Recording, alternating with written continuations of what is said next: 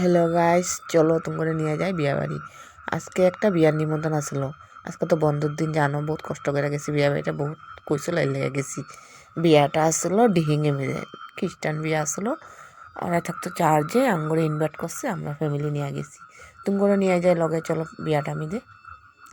তোমরা কে কিরকম খ্রিস্টান বিয়া খাইছো জানাবা, কিন্তু বিয়াটা খাইয়া কিন্তু বহুত ভালো লাগছে। তুমি করে দেখামো বিয়াটা কিরকম কী করে না করে।